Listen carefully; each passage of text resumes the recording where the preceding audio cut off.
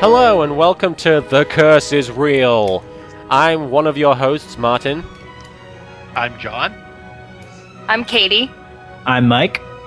And I'm Jesse. But yeah, we're here to talk about the fabulous new show from the creators of Lost, or the producers of Lost, I can't really tell, I can't get my head around that, called Once Upon a Time, which we've all fallen in love with, correct? Right, ABC, Yes. yeah.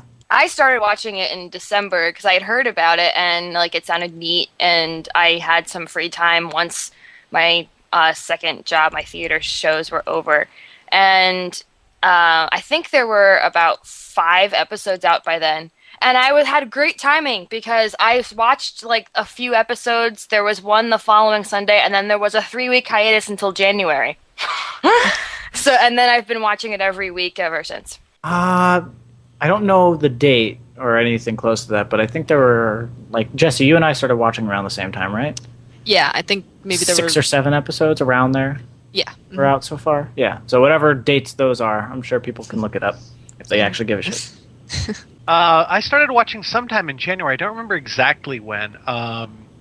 It's my fault. I think there were 5. I had a feeling. I think there were 5 episodes out, and the 6th one was coming out or something like that because of the window on Hulu of how many episodes you can see before you have to start paying. And I got in and was able to watch all the episodes before the next one came out and they started going pay only. So whatever week that was, I think it was in January. We were slightly after that, I believe, because it was right as they started not letting us. Mm-hmm. So. Yeah. I started watching right around they found the hatch and they were hunting for boars. But no, really, I actually only recently started watching it I guess a month ago, maybe a month? Probably less than at that. the most. No, yeah, maybe less than that. But there were 20 episodes available. So yeah, 2 weeks before the end of before the finale. Yeah. Yeah, it was about a I month. got into it very late. But I remember being interested to see it because I kept seeing promotion for it, and I was like, "Oh, from the creators of Lost, that looks cool." It looks like they're going for something very interesting. And I remember coming to America a few times because obviously I'm British. For those of you who can't tell, I came to America a few times, and I saw billboards with Rumplestiltskin's face on them, and I was like, "That looks like nothing else I've seen on TV the funniest recently." thing about your story is that you're actually pretending that it's not because Katie was hounding you over and over. What, me? You mean like she did to everybody else? That is one of the reasons. Never ever would I do such a thing. Are we all Katie, watching because of Katie? Did we all I think so. Okay, let's all blame her. To be fair, my grandma watched the first episode when it actually aired, and I got snippets of it because she was watching it right behind me. So I did because that was Martin and Marina's wedding weekend. That literally. Well, ending. ours was a much more interesting fairy tale. Actually, that is entirely true. all right. Anyways, Martin, continue. But, I didn't mean to. Yes, Oh, that's all right. But we should probably mention that the reason we decided to do this podcast is because obviously we're all big fans of the show, and we're big fans of the characters and the storyline. And as such, people who are tuning into this podcast should be aware that we will be discussing potential spoilers, not just for this season, but for future seasons that will coming down the line. As news leaks from the new season, because as we're speaking right now, it's the interim of season 1 and season 2, and we just essentially saw the finale a few weeks ago, which has got us all chomping at the bit for new episodes, which is why we decided to do this big retrospective, and I was very happy to get to talk about it with you guys. Mm-hmm. Yeah, what we're basically going to be doing here is we're going to recap each of the episodes from Season 1, and we're hoping to finish that up before Season 2 starts coming out. We're going to hopefully post it around once a week. Maybe we might have to miss things, whatever. And we are going to do it from the perspective of people who have watched all of Season 1. So basically, if you're watching this in real time or listening to this in real time, then you are caught up with us. Probably. Yes. If you're listening to this in real time. Well, then And they if you're probably watching this at bushes. all, please let us know how. Well, hey, it's going to go on YouTube, so That's so they true. can watch it on YouTube. Good they can watch it on YouTube. It would be very interesting. I don't know who opens up a YouTube video that's an hour long or whatever and has just a picture there, and they actually sit there watching it for an hour. But we should probably lead into the synopsis of the first episode. All right. Okay, so it starts off. How does it start off? I forget. Check your grocery list. Actually, it Okay, starts I off with the think word there's "Once no Upon a milk. Time," doesn't it? That's true. It Okay, does. it It starts does. off, and there's the letters spelling out "Once Upon a Time." It was pretty groundbreaking. Let's see. I don't think anybody else had ever started off their show or TV or movie with text before Well, this. but then again, they've never had a show called Once Upon a Time. I think I saw a true. silent movie do it once.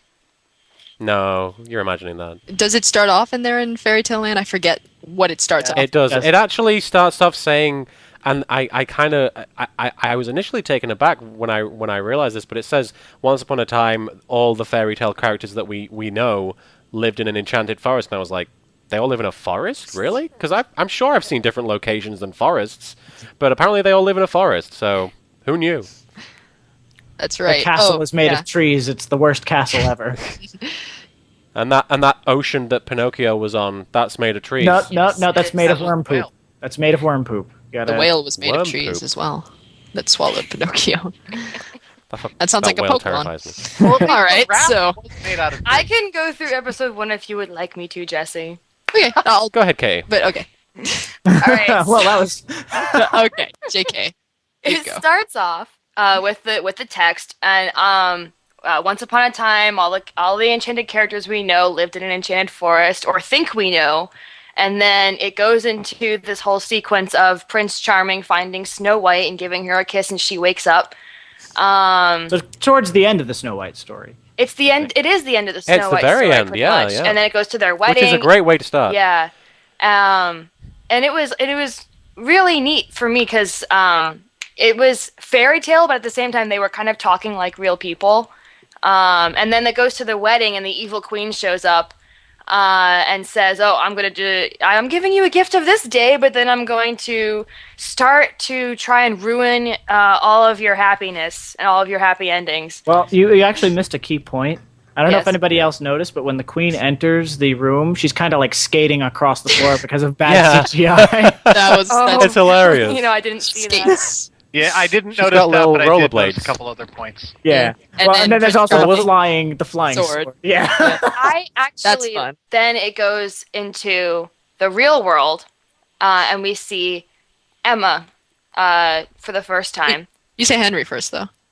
Oh, I'm sorry. He's, You're right. True. he's being really creepy on a bus, like, or not really creepy, Yeah. but he's But like, this you is know, a- all the fairy tales are real, and this girl's like, oh, okay.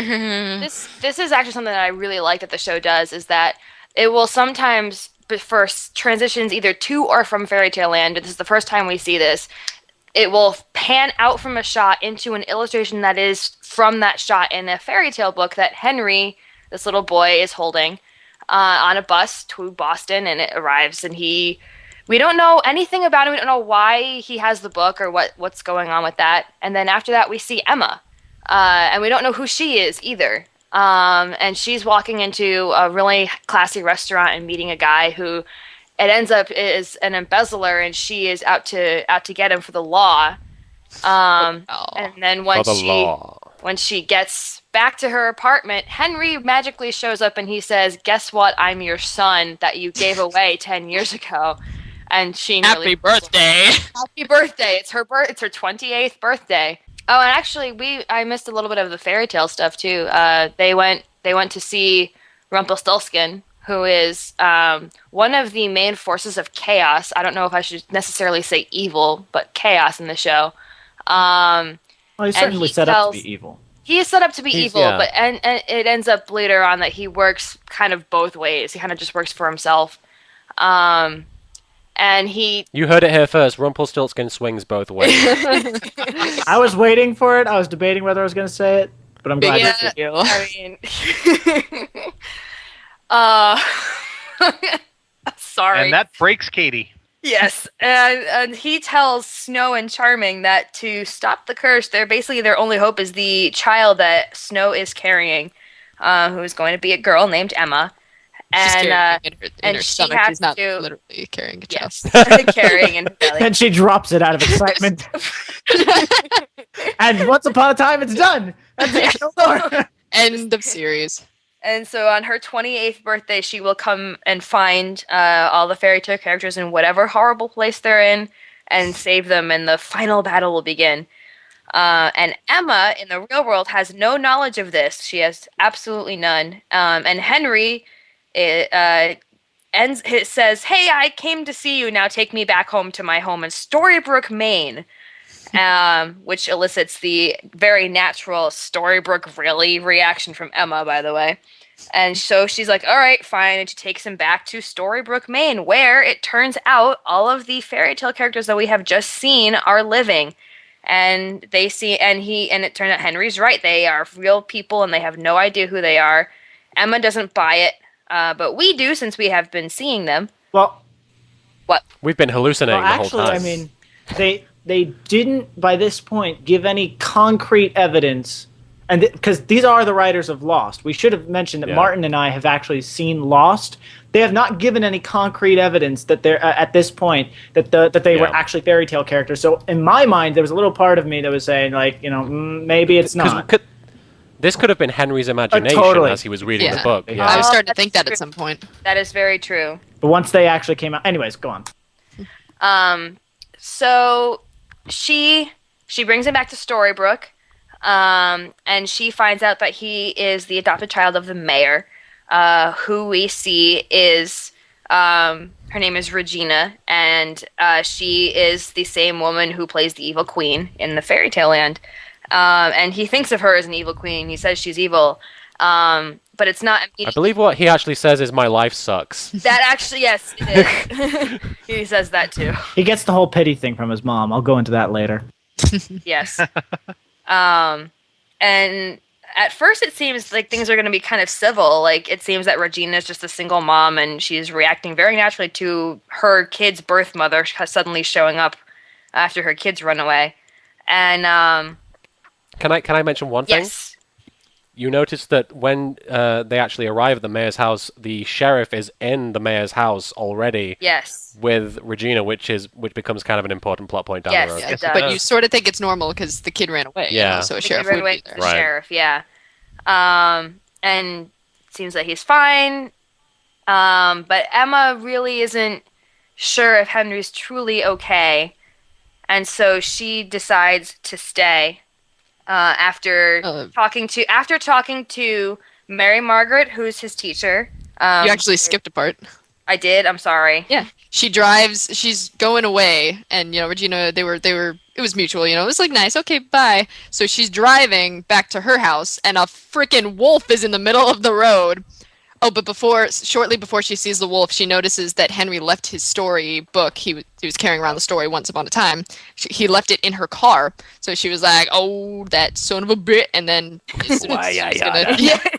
so she sees the wolf in the middle of the road and like swerves off and like hits the Storybrooke sign, and her car is like, it's not demolished, but like she's kind of unconscious. And she's knocked It out explodes. in the accident. Yeah. And she It wakes up in explodes jail. again. The end of Once Upon a Time. Like, we've ended the story twice already in the first episode. Go on. And she wakes up in jail. And the sheriff and people don't believe her when she says that there was a wolf in the middle of the road that made her swerve and hit the sign. And there's a very unhappy person in the cell beside her. yes, there's a very named unhappy Leroy. person. We'll call him unhappy. Oh, Leroy. Very funny. Ah. Not I actually ungoody. didn't make the connection between who he was in the pilot, like in Storybook, and who he was in Fairy Tale, just because we see both of his personalities like for like 2 seconds. Yeah. So Yeah, and that's something that just occurred to me in this episode, and I don't know if this carries on into other ones as well, but he's the only character in at least the pilot that his personality doesn't change. Like between worlds? Yeah, because if you think Right. about it, he's who he is in Fairy Tale Land, and he's got the exact same demeanor and disposition in the real world. And he's kind of the same. His life is kind of the same as well. It is. Like he was unhappy in the fairy tale world, and it's like, oh, my life is exactly the same. Yep. Yeah. We can cover that in the episode that features him. Yeah. Yeah, we'll have to circle back to that. So they discover Henry's missing, and Regina ends up running back into Emma in jail because she comes to see the sheriff, and Emma says a line that I realize has a lot of significance, even just like in the first early episodes when we find out like that she is technically Snow White's child, or she is Snow White's child, but we're not sure of that yet. And they go and find Henry, and she talks to his teacher Mary Margaret, who is Snow White, and she finds out that Henry's really not like as okay as he seems to be. That Regina has him in therapy with a guy named Archie, and so she talks to Archie a little bit. She talks to Mary Margaret a little bit, and she's not convinced that Henry is okay after she talks to Henry again as well. So she decides to stay after Henry asks her to for a week, and then what's interesting at the very end of that is that the tower clock in the town, which has been broken for years and years, stuck on 8:15, starts to move again when she decides to stay. And We also yes. we missed out a lot of the fairy tale stuff. I Yeah. did. You also missed I know. even in the real world, you missed the scene where Emma and Mary Margaret meet up for the first time. I Oh, yeah. went over that. I said she talks. mentioned that. Mentioned that. Yes, I did. But we. So okay, then fairy tale world stuff. This is interspersed between the real world stuff. They are trying. They hear about the queen's curse because she threatens them with it, and they hear that it's actually true. It's going to happen.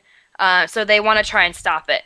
And they know that through talking to Rumplestiltskin that Snow's child is the only hope that they have of being saved, and so they construct a wardrobe made from an enchanted tree, and Geppetto and Pinocchio work on it.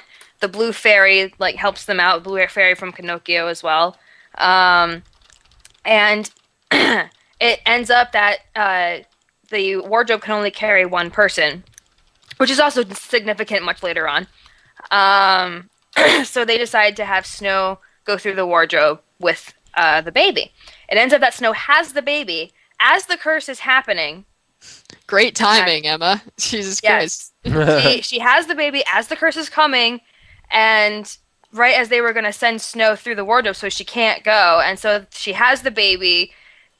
Prince Charming has this totally freaking badass sequence where he says, I will take the baby to the wardrobe for you. Because obviously Snow can't really get right up and hop along when she just had a baby. And he For listeners of the podcast, by the way, you will hear when Katie's describing episodes, she will often use the term "badass" to describe things that happen. I'm sorry. I just have to say one thing. No, it's all right. You just said that Snow White couldn't hop along to the wardrobe, but she does 5 minutes later. She does. It's kind of odd. She drags herself there, but yes, I noticed that. Anyway, Yeah. he fights off some of the Queen's guards with a baby in his arm. A newborn Yeah, child, I think one arm and a sword in the other, and she's okay. I think this is one of the points that the pilot's really trying to set up. Mhm. Prince Charming is virtually unstoppable. He is a character that can pull anything off. He can think through things on just an instant. Things always fall in his favor. He always gets things to work. He always finds strange, if unconventional, ways to get things done. And basically, luck favors him. And yet he And that manages to becomes fuck important up when anyway. you start meeting his real-world counterpart, David. Yes. And so he gets Emma to the wardrobe despite being wounded fairly badly, and he passes out, and you don't actually know if he dies or not at first. But he does just lose consciousness right as he realizes that the spell worked, that the wardrobe is now empty when the Queen's guards open it again and try and get Emma. And then the last we see of the fairy tale world is the Queen walking into Snow, who has dragged herself to the room with the wardrobe and sees Charming lying seemingly either dead or unconscious on the floor. She doesn't know. And True Love's kiss doesn't wake him up. So you could see that she had that idea and tried to do that and it didn't work. And then the Queen walks in and things start breaking and a whirlwind comes in, and she's like, "We're going to a place where where that's absolutely horrible." And Maine. She kind of lays it on thick. I love Yeah, it. right. Horrible. It's a gross place, Maine. I love how villainous she is in the pilot. I really love it. Mhm. So I that's don't what happened at the understand. episode. Like she was hyping it up to be so bad. I was kind of expecting it to be like Alabama or something, and it wasn't. Nice little quaint town in Storybrooke. Depends upon the part of Maine they're in. So, one thing I'd like to say right from the beginning, which is something that relates to the finale, and obviously this is a big spoiler, but in the finale, Henry suffers a similar fate as Snow White does, as you see in the opening to the first episode. He eats the poisoned apple and he gets knocked unconscious. And when Emma kisses him with True Love's kiss, there's an effect, and they use the exact same visual effect on this kiss that they did on that one. So I kind of feel better about the finale now, having watched this episode again, because they bookended it very well and made it very obvious that it was the same thing that happened. It made it look like they had it planned. It definitely made it look like that this was something that they did knowingly, and I feel a lot better about the finale, and I'm glad for that, because I really did have mixed feelings about the finale, having seen it and being like, well, a kiss just fixes everything, whatever, and then I'm like, oh yeah, it already happened, didn't it? Yeah. I'm kind of an idiot.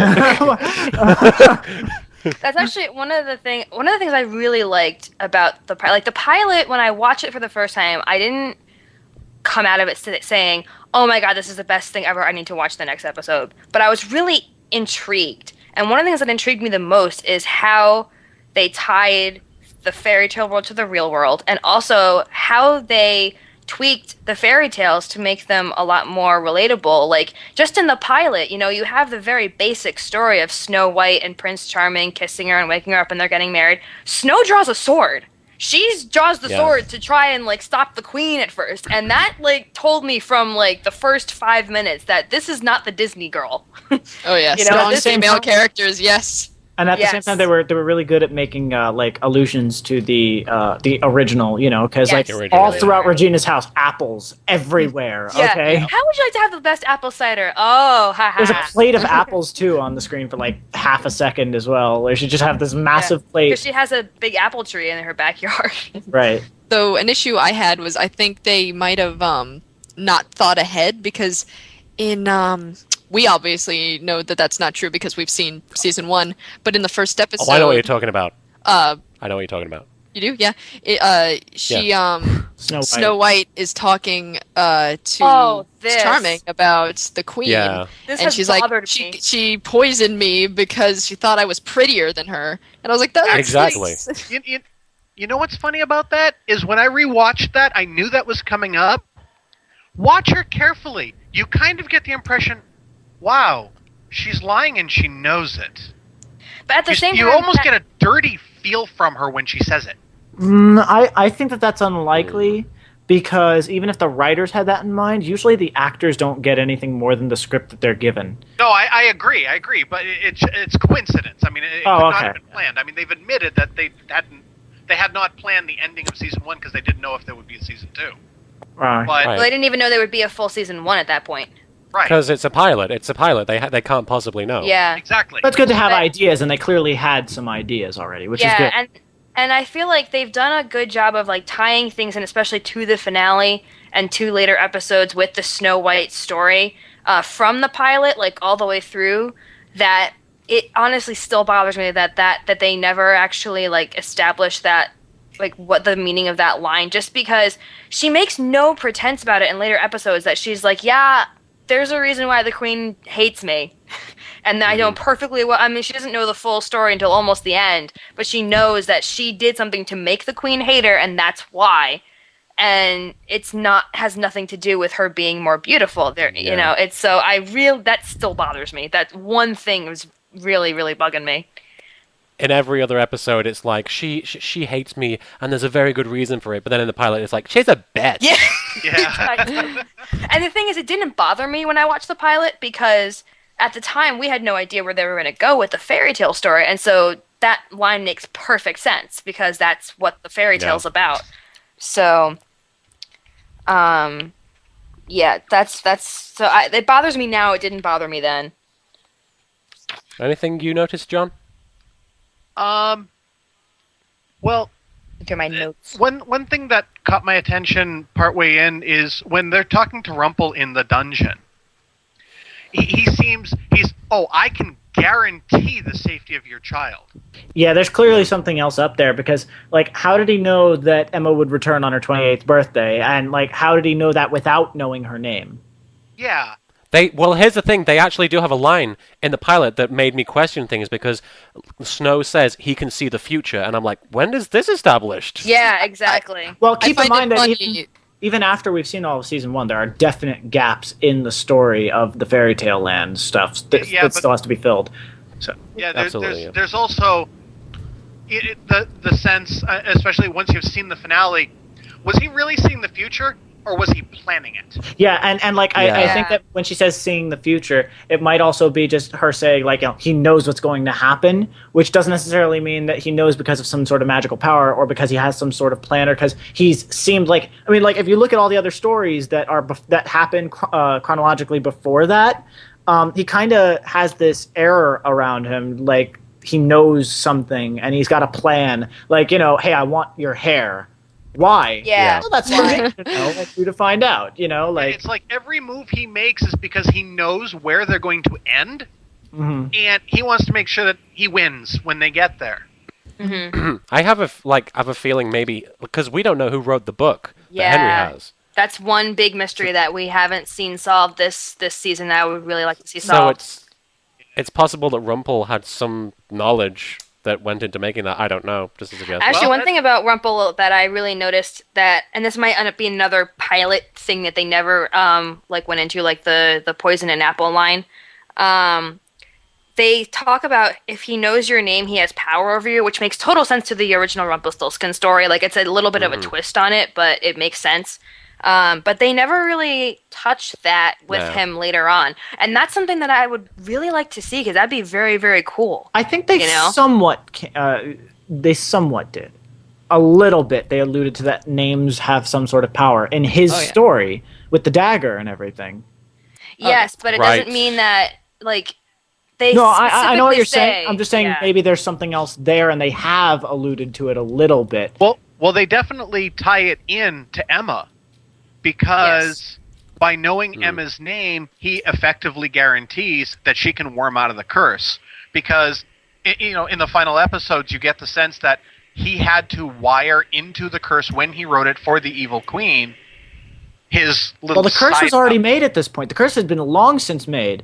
Yeah, but you get the sense that he needed the name for it. No. And I'm Well, not here's the sure thing. what the magic tie-in to that is. Well, here's the thing. At the end of the episode, as we've seen, which we didn't mention in the synopsis, she checks into Granny's hotel or motel or whatever it is, and he's there, and he's like, Emma, what a beautiful name. And you realize that he's the only one who knows, aside from Henry, who knows because he believes, why she's there. Yep. Well, Yeah, He's that's- the only one that's who's got the a head first- start. That's the first time you see anyone in that world possibly, potentially know that. Because Regina doesn't even really know Actually, that there's a threat yeah, there. but hold on, before we go any further, it's good thing for you to point that out, Martin. But actually, she must know something, because when the scene where the guards come in and they're attacking Charming while he's holding a baby, which is ridiculous, and then It was awesome. Okay, well, I'm listen, sorry. he No, gets away from them. Katie, it was badass. It was badass. Anyways, he gets away from the guards, right? And he goes into the room where the wardrobe is. He puts Emma in, and then they come in. They have a fight with him. They stab him, and then they look for Emma. They go into the wardrobe. They were looking for Emma. She knows something. She must have told the She guards know- to do something about Emma. Right, she Well, she knows something in knows. that world, but she doesn't necessarily know who to look for in the real world or Yeah. what her name is or anything like Because that. Rumple tells her. Rumpelstiltskin. Well, what I'm saying Rumple is that Regina might know that there is a savior or Oh something. no, she does. Absolutely. She does. Well, yeah, they Rumple were- tells her. Yeah, that Rumple gets tells her revealed that. late in the season, because the Wait, two of them know. wait, hold on. Does he tell her that in Fairy Tale Land? Yeah, she tells her that in the pilot. He says, No. No. Yeah. We're talking about Rumpelstiltskin telling the queen. Yeah, Yes. Regina. Fairy Tale Land. Yes. He didn't Oh no, tell I'm her sorry. in the He pilot. tells her that. He tells her that in episode 2.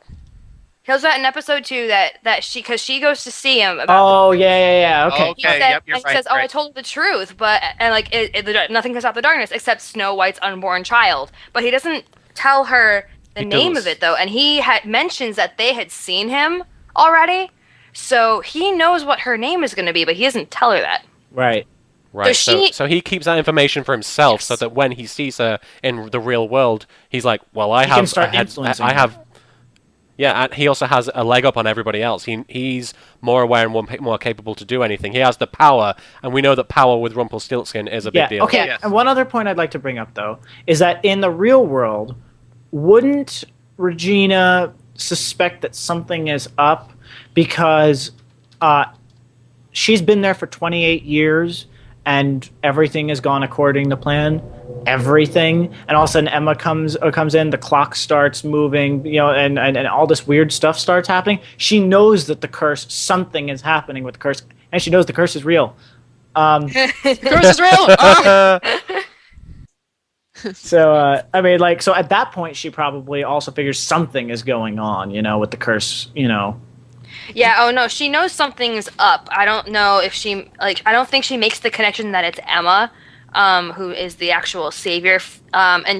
Somewhere between episode 2 and episode and towards the end, she figures it out, and I don't think I don't remember it actually being revealed specifically that she does have an epiphany. I just think she figures it out as it goes along. There was a scene, and I don't remember what episode this is. It's obviously not in the pilot, where it kind of clicks for her. She gets a look of recognition on her face, but she doesn't say anything.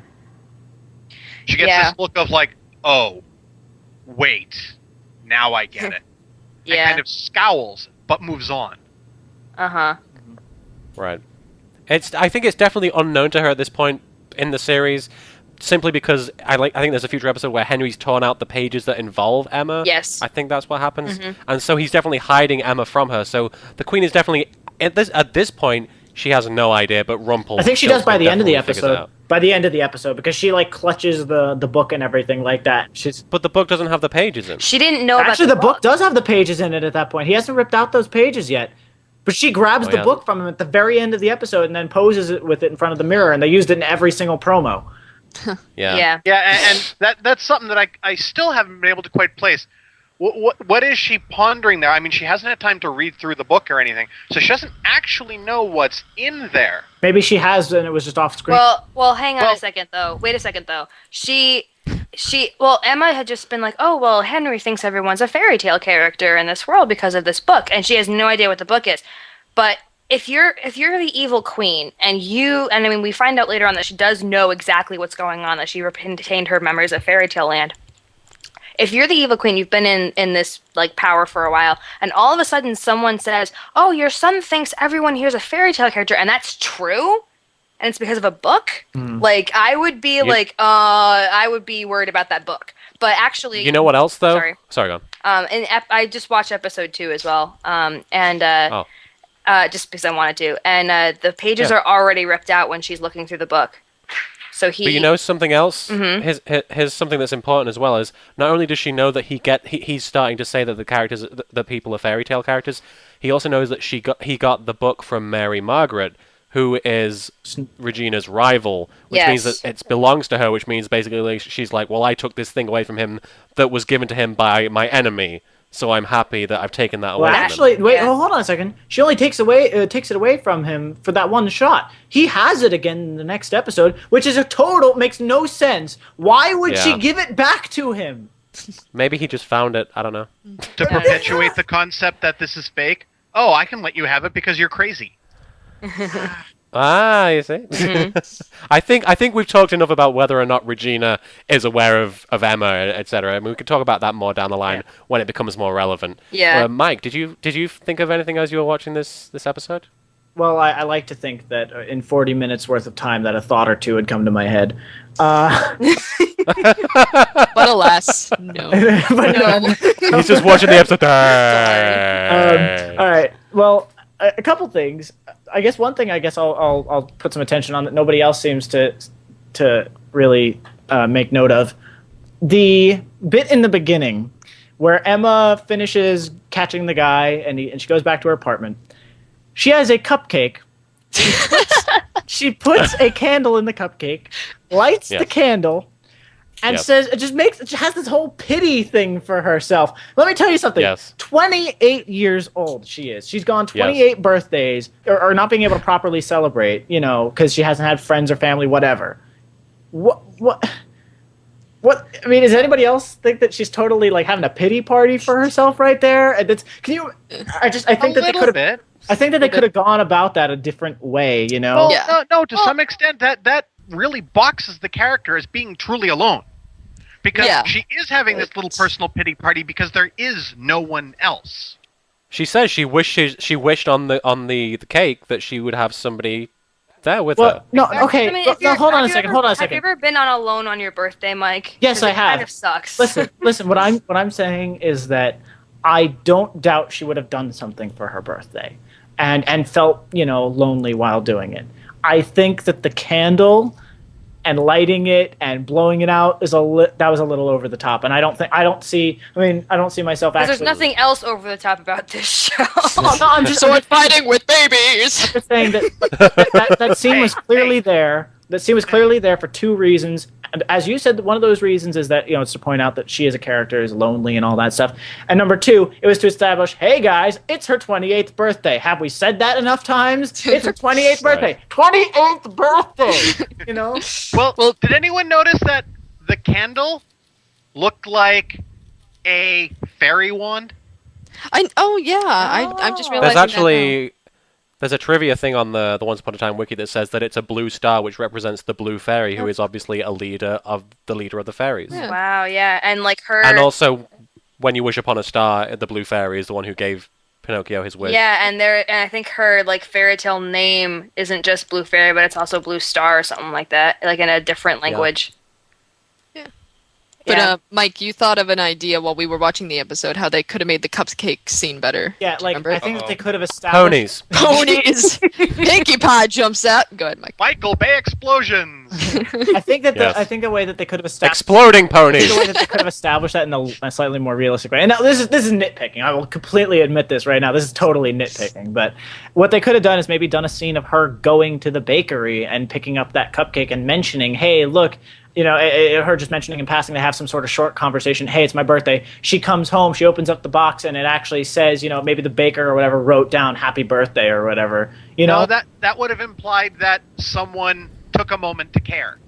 Because just a baker though, and that honestly would have that's totally that would have made more sense. And honestly, that is totally lost style of writing. Of hey, now everybody will want to know who the baker is, or maybe if he comes into some sort of thing, and then 6 seasons later he doesn't. He has nothing to do with it, but it'll make people think about it. That's totally what they would have done. You're not bitter much. The baker knows the curse is real. It was the baker all along. He is Rumpelstiltskin's evil twin brother. I think the baker is actually the guy who like the fake baker is the guy who takes Henry after she gives birth to him and makes sure that it gets to Regina. Oh and you know who he is? Yeah. He's the guy who makes the gingerbread man in the. Oh. My mind just. Of course, I don't know how he He's left the muffin story, man. but yeah. Oh no, he's the muffin. That would make sense. Well, hey, you know never the know. Muffin Nursery Man? rhymes. Nursery rhymes might come into it. Apparently, there's a shot where you see inside the book that Henry's got, and there's an actual section regarding the Wizard of Oz. I don't think it's Which is okay. interesting. I don't remember if it's the Wizard of Oz, but I know that this is getting ahead of ourselves. But in the episode Hat Trick with all the doors, there is one that looks very much like an Oz door. Oh. Yeah. If they do the nursery rhymes, I want to see a 30-second episode of Once Upon a Time, and it's Humpty Dumpty, and it's just him sitting on a wall. Just after 29 seconds, he falls off and dies, and that's it. That's the whole And then episode. Charming rides by with all the King's men. He's just like, I'm not helping you. One thing I noticed about the scene with Emma walking into her apartment and everything and going towards the cupcake, but this was actually a point that a lot of fans were interested in for a while. is that there's writing on Emma's door, and considering that it is the Lost Riders and that some things can have significance, that little things, people started looking into it. And I don't think it it's was that it has significance. I think it's that it's an Easter egg. an Easter egg or something like that. Yeah. But in general, this is why people looked into it. And it actually is all this writing are words with numbers after them, and they are thesaurus. It's a thesaurus entry. I can't say that word apparently. For the word entrance and entrance, which is essentially the same word, just pronounced differently with entirely different meanings. And so they have like phrases like to cast a spell and enrapture and transport and mesmerize, which is obviously entrance. And then they have foyer and insertion and opening and entryway for the entrance. And the numbers after them are apparently in the older style of the thesauruses. They have a numbers delineating word categorizations, and that's what that is, which is kind of interesting. And people really liked the whole entrance part of it because that kind of ties into the fairy tale thing, which I thought was kind of interesting. It's just a real little. It is like an Easter egg, but it's an interesting one. Yeah, well, it ties into the entire curse. She is literally the doorway through the curse back to fairy tale land. She's more like the key that unlocks whatever. But okay, yeah, sure. Well, and this is also Henry's the key. Yeah. Henry's just annoying. He's not a key, okay? Henry's the annoying key. I honestly, I'm gonna say this on air. I did not remember until I went back and rewatched the episode how much of a brat he acted like in the first episode. Henry's I know some of you guys don't like Henry. I still do like him, but he was a brat. Oh my goodness. He is. Henry's like a whistle that's attached to the key. So every time you use the key, it just starts shouting the curse is real or something. Yeah, for those of you who are wondering why the podcast is called The Curse is Real, it's because when I first started watching the show, I started tweeting basically saying how much I hated... well, yes, and texting, but I was saying how much I hated Henry's character just because he was essentially the know-it-all kid who knew all the important stuff, and all the adults were basically like, nah, shut up, kid, you're crazy. And he would just keep yelling, the curse is real, the curse is real! And then somebody would fart and he'd go, see, the curse is real! But, so and he would I would text sometimes... that to us. Yeah, I would just randomly text things like, the curse is real, guys! So it's an inside joke, but now you guys are all part of it, too. So. Now you're inside as well. The best iteration of that, and I honestly do think this is hysterical, is that Martin, for those of you, Martin lives in California, and most of us, the rest of us, live on the East Coast. And one night he texted me and he said, "Wake up, guys! The curse is real." And it was 1:30 in the morning my time. I'm so sorry. It's okay. And I actually woke up. I wasn't quite asleep yet because I had trouble falling asleep. And I was like, okay, fine. Whoever's texting me at 1:30 in the morning is probably important. And I read it. I look at it and I read it and I'm just like, Katie, it was important. Do you not understand? It was important because the curse is real. Do you not understand what this means? Can you picture an adult Henry just grabbing someone by the collar and slamming them against a wall? The curse is real! Ah! Henry Bauer. I don't know if that can happen though in our fake universe where the baker exists and everything, because as we already said, Snow White drops Emma. So I'm convinced of that. The car explodes. Oh gosh. Actually, can I do my name thing? Because that's something that I. What's your name thing? Oh yes. Go ahead. So in the Storybrooke universe, every character has a different name. And some of them have very obvious references to their fairy tale counterparts. Like Snow White's name in the real world is Mary Margaret Blanchard, and Blanchard is, Blanche White, Snow White. Emma Swan's last name is Swan, even though she's not a fairy tale land character, technically she is, but for 20 minutes. 20 minutes. Her last name ends up being Swan, another reference to Snow White. Rumpelstiltskin's name is Mr. Gold, and Rumpel's big thing in his original fairy tale is gold. Wait, how is Snow White and Swan connected? Swans are white. Most swans are white. I know there are black swans, but there are mostly white swans. Natalie Portman. Continue.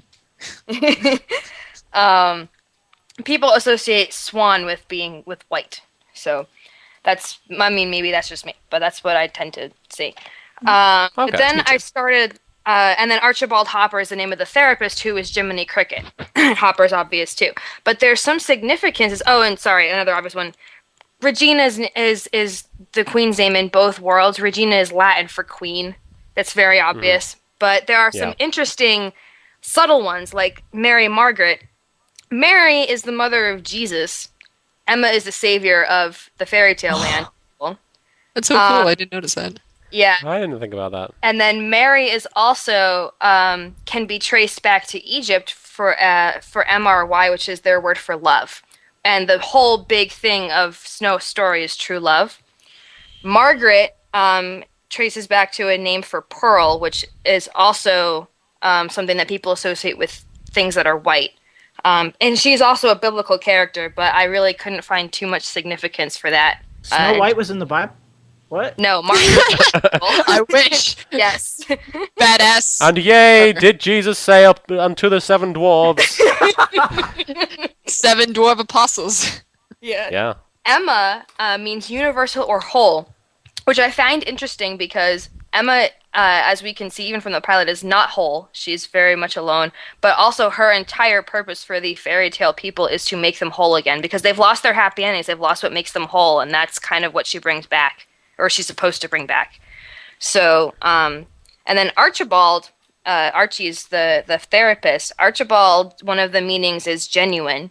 And one of the big things with Jiminy Cricket is conscience, which is a very genuine thing. You like not lying, with Pinocchio and everything.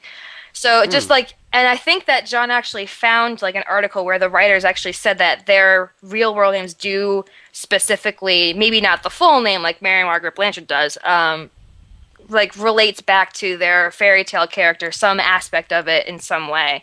And I just thought that was really cool. Yeah, I saw something somewhere where they said a lot of the character names really do have some kind of, not necessarily significance, but like association or relation to their characters in fairy tale land. Yeah. Yeah, Interesting enough, like Leroy is the guy in the cell next to Emma in the pilot, and we find out that he is grumpy. And I could not find anything on Leroy. That I know something though. Oh, do you? Apparently, Henry is Latin for annoying. Oh, but that makes all the sense. The curse is real. Oh, The curse is real. Well, Henry is a royal name. So I think it actually means ruler of the house, and so Actually, wouldn't that Henry associated with European royalty specifically? Henry's name is that was what Regina named him after her father, and her father makes more Yes, sense. and her father There was we a king. go, yeah, Yes. yeah. Ah. No, her father wasn't a king. Oh, that's true. I'm sorry, he wasn't. he wasn't. That's right. I thought he was too. Yeah. So yeah, that was I only did the pilot characters that we've met so far. I do want to do all of them as we encounter them, just because I think it's really cool. It's a nerd thing, but it's one of those little Easter eggs that really kind of gives it, like, they don't just throw a name at the character for this show. They really have thought about it, and I like that. Yeah, because they could have. They'd be like, "You're Bob. And this one's Joe."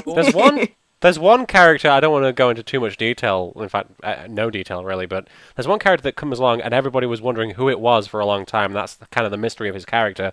He shows up out of nowhere and everyone's like, what the hell? And he becomes a very central character and a very cool character, but I didn't understand what the connection was with his name, and when we get to him, I'd love to talk more about that. I know what the connection is with his name. Okay, well, maybe when we're off the air we can talk about that, but...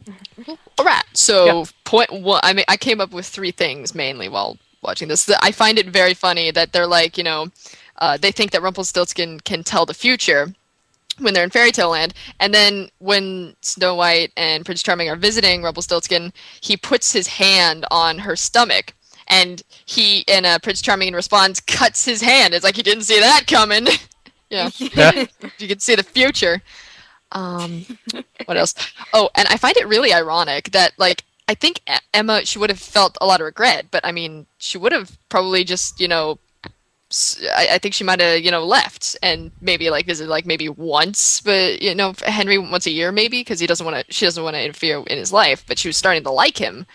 And then Regina just yells the shit out of her and like, you come near my son or I'll destroy you, and then she decides to stay. So I think it's funny that she stayed because of Regina. Hmm. And pretty much. Yeah.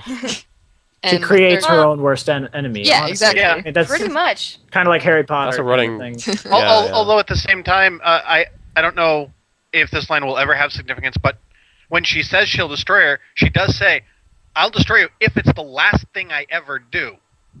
Well, it is significant because in the fairy tale land, she says, "I will destroy your happiness if it is the last thing I do," and that's like the scene before that scene. I don't. Yeah, so I don't you think she can say that. understands that you can only have one thing that you do last. I mean, I will eat this taco if it is the last thing I do. And I will watch this television show if it is the last thing I do. You know, Maybe you a can say catch- stuff, catchphrase or something. That would be hilarious. you can say stuff like that in fairy tale world, but if you start bringing that language into the real world and say, "I will destroy you, destroy your happiness," and you start to seem a little weird because people don't threaten like that. And and honestly, she did. Like when I was watching it, I was like, "That's an awfully weird and very harsh thing to say for someone who was just completely civil like 2 seconds ago." I know. I was like, Jesus, lady. Like I could totally understand, like even without like, whatever evil queen thing, a single mom who adopted a kid suddenly sees the birth mother show up after her kid runs away, and the kid obviously doesn't like her, so like I can totally understand why she would not be happy to see her. So that's completely understandable. But then she goes into the whole like, "I will destroy you," etc. And I'm like, wait a minute. No. Martin mentioned the reason behind this already. Because she's a bitch. Okay. Oh my god. Oh, and the Actually, sorry. Go ahead. the final thing that I found, I'm not supposed to find the scene funny at all, but when Emma sees the wolf in the middle of the road, it just sort of looks at her like, "Hey, sup, I'm a wolf," and she's like, "Arr!" and she like crashes, and the wolf is still standing there. It hasn't moved, it hasn't done anything, and all of a sudden it just goes, "Arr!" I found that to be the most hilarious thing because it's Poor like wolf. normal All alone. animals move. Yeah, I know. And also- completely straight. sorry. But one thing that occurred to me as I was rewatching that scene was, hey, wait a minute. Does this mean that the curse has, in a way, ensnared her now because now she's not allowed to leave? And is the wolf some kind of, like, border guard or something? Oh, nope, sorry, you can't leave. The wolf will get you. The wolf will stand in front of your car and not move. And what's funny is that like no one really thinks that the wolf exists later on. They Right, really don't. right. So that's always been an interesting little thing for me. But I was gonna say this is gonna be really funny because it's kind of stupid, but we see Emma for the first time, right? She's walking into this whole like little fancy establishment. I think we had just heard that the queen was going to destroy the happiness, or we had figured out that she was going to have a curse. And so then we see Emma, and I honestly was like, wait a minute, are they in the real world now? And this is Cinderella trying to find a guy, because I didn't know who Emma was, and I didn't know like her significance. And then and I was actually like really turned off. And I'm like, oh, please don't like have this be like this. This just doesn't sit right with me. But then it ended up being something different. Thank goodness. But I don't know about you, Mike, but as somebody who'd watched Lost for a long time, did the guy that Emma was quote unquote on a date with Look remind like you Jack, of Jack? yeah. Yeah, I think that they were going for that intentionally. I thought they were doing like a fake out saying, "This guy's the main character." Oh no, it's actually her. Really? Yeah, that would make Yeah, sense. I thought- Yeah. Yeah. I think if they had actually cast the guy who played Jack, that would have worked like amazingly. But I think I see that's probably true because he did. Now that I come to think of it, yeah, you're right. The fact that you were on the same wavelength, I think, Yeah, I as soon think as you is started definitely a saying that, I'm conscious like, choice. oh, you're right.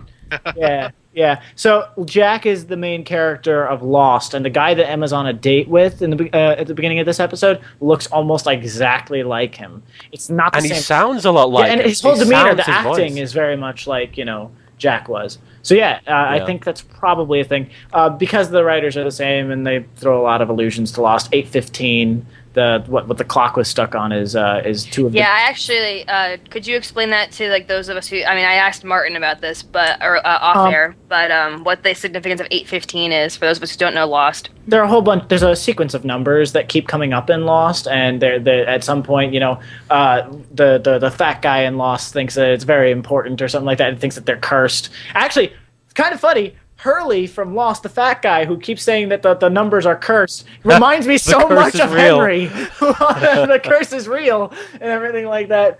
Man, you can wow, how did I not know that this was written by the people who wrote Lost? Like, I should have known from episode 1. But no, John had to tell me. No, okay. Yep. So I had to ruin your life. but like the numbers keep coming up. Like there's a character who's stuck in a hatch for a whole huge amount of time, and the numbers are like used to stop the hatch from exploding, and you have to enter the numbers in on the computer every couple hours or something like that. Also, specifically 815 comes from the flight number that the Right. people who get stranded on the Well, island. all of the it was- numbers come in other like sometimes separate from the rest of them. Like Yeah, but flight 815 is significant simply because these characters are trapped, Right. and those characters were stranded, and 815 is significant because of that. I don't right. know. Oh, that's No, it's just that they like kind of like Harry Potter really likes the number 7 and 3 and that kind of, and like magic stories kind of like go for those numbers. Same thing. That's interesting. Yeah. Because I know that like throughout this season there are some just allusions to Lost, and just as with the whole like Easter egg thing, like with the Emma's door and the names thing. Like I'm just personally interested to hear from you two, since you guys would recognize them as they come up, and if they mean something that like actually ties into both shows or something, like with the whole being trapped thing with 815. So that would be kind of neat to hear. There's a lot of interesting thought that goes into this show, which I actually really enjoy. Well, I think we've just about exhausted everything we can say about the first episode. Yes. I mean, nothing's really coming to mind right now. Yeah, I think Nah, we've me covered neither.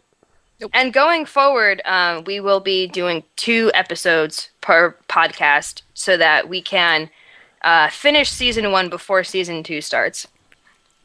So if you're watching along with us, feel free to watch the next 2 episodes, episodes 2 and episode 3, in the meantime between episodes that we do, and you'll know exactly where we are and what we're talking about. So we are Once Upon a Time fans, and this is The Curse is Real. Yeah. See you guys next week. Bye. See,